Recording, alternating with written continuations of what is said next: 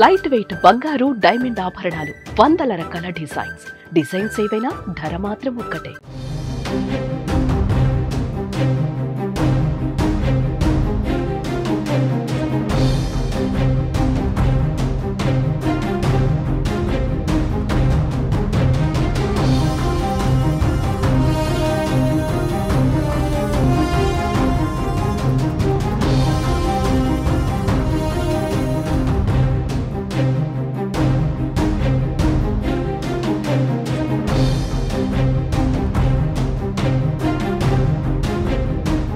చాప కింద నీరులా వేగంగా వ్యాపిస్తుంది చైనా వైరస్.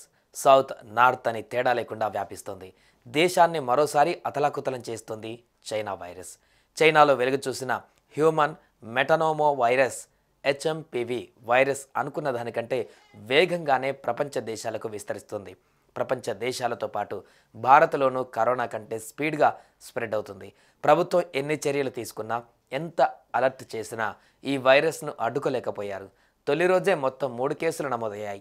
ఇందులో 2 సౌత్లోని కర్ణాటక రాజధాని బెంగళూరులో కాగా, మరో కేసు నార్త్ స్టేట్లోని గుజరాత్లోని అహ్మదాబాద్లో గుర్తించారు. ఈ మేరకు ICMR వెల్లడించింది. ఇప్పటికే బెంగళూరులో 3, 8 నెలల వయసు కలిగిన 2 చిన్నారులకు ఈ HMPV వైరస్ పాజిటివ్గా తేలగా, అహ్మదాబాద్లో 2 నెలల చిన్నారికి ఈ వైరస్ సోకినట్లు నిర్ధారించింది.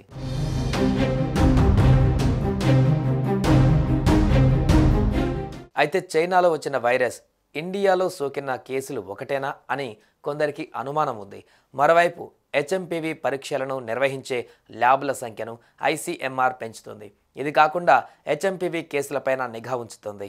అయితే ఇక్కడ గమనించవలసిన విషయం ఏంటంటే, వ్యాధి బారిన పడిన పిల్లలకు ప్రయాణం చేసిన చరిత్ర లేదు. ప్రస్తుతం చైనాలో వ్యాపిస్తున్న HMPVకి చెందిన జాతి ఇదే అనేది ఇంకా స్పష్టంగా తెలియాలి. బెంగళూరులో 3, 8 నెలల వయసున్న 2 చిన్నారులలో HMPV వైరస్ పాజిటివ్గా తేలడం పైన కర్ణాటక ప్రభుత్వం అలర్ట్ అయ్యింది.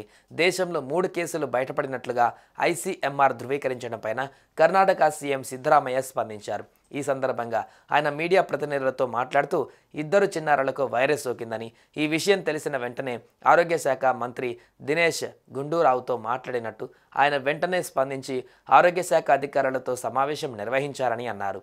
ఆరోగ్య శాఖ అధికారులు ఎలాంటి నిర్ణయం తీసుకున్నా ప్రభుత్వం అమలు చేస్తుందని, ఈ వైరస్ వ్యాప్తిని కట్టడి చేసేందుకు ముందస్తు జాగ్రత్తలు తీసుకుంటామని అన్నారు.